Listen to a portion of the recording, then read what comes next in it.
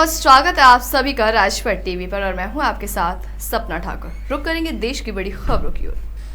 बारामूला में पुलिस को लश्कर-ए-तैयबा के हाइब्रिड आतंकी के सक्रिय होने की सूचना मिली थी, जिसके आधार पर पुलिस और सेना की 29 आरआर ने अभियान शुरू किया, जिसमें सफलता पाते हुए जवानों ने आतंकी को गिरफ्तार कर लिया। कश्मीर घाटी में आतंकवाद के खिलाफ सुरक्षा बलों को बड़ी सफलता मिली है। सुरक्षा बलों की टीम ने बारामूला में लश्कर-ए-तैयबा के एक हाइब्रिडेड आतंकी को गिरफ्तार किया है। इसके पास से हथियार, गोला बारूद बरामद हुए हैं। बारामूला के किरकी इलाके में पुलिस को लश्कर-ए-तैयबा के हाइब्रिड आतंकी के सक्रिय होने की सूचना मिली थी।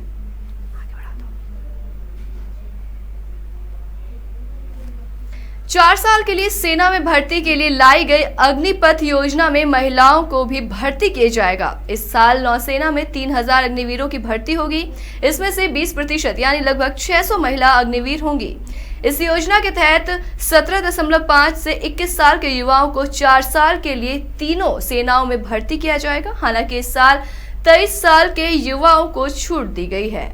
महिला अग्निवीरों को हर ऑपरेशनल जिम्मेदारी में शामिल किया जाएगा। नेवी के एक अधिकारी के मुताबिक पहले बैच में 3000 अग्निवीर होंगे, जिन्हें 4 महीने की बेसिक ट्रेनिंग दी जाएगी और फिर 4 हफ्तों की समंदर में ट्रेनिंग होगी, जिसके बाद स्पेशलाइज्ड ट्रेनिंग होगी। आईपीएल और रणजी ट्रॉफी में अपनी बल्लेबाजी का लोहा मनवा चुके स्टार क्रिकेटर सरफराज खान का शुक्रवार को आजमगढ़ में जोरदार स्वागत हुआ।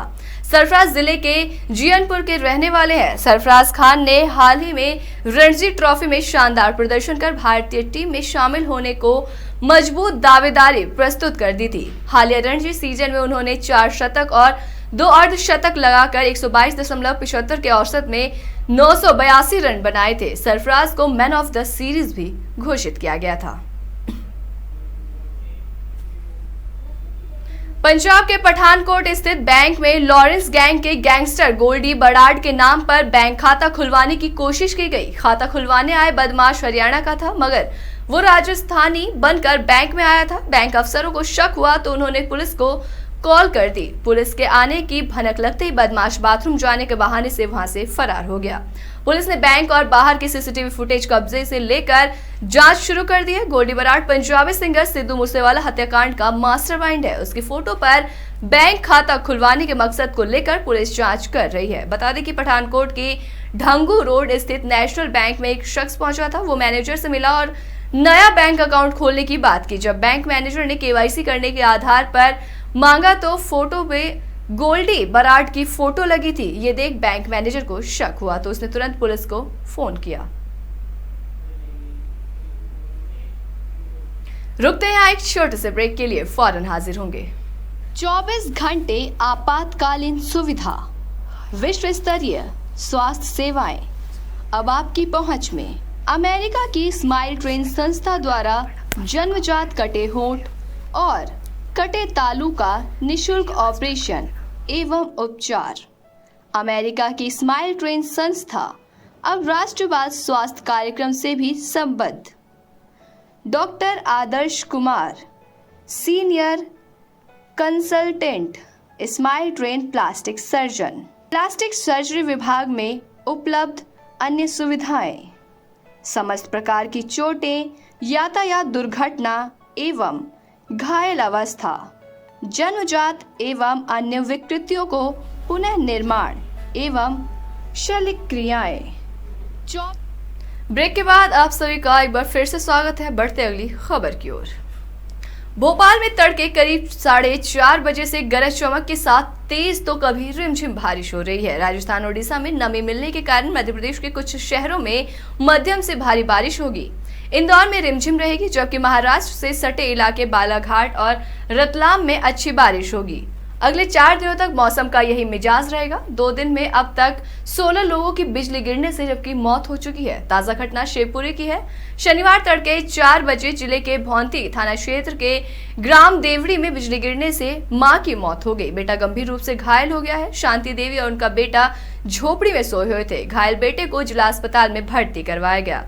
तो उधर विदिशा के लटेरी, गुना और अशोकनगर के सड़ौद क्षेत्र में ज्यादा बारिश की वजह से शिवपुरी के सिंध नदी उफान पर है। जिले भड़ौता रपटे के ऊपर से पानी बहा है। शुक्रवार सुबह से देर शाम तक रास्ता बंद रहा।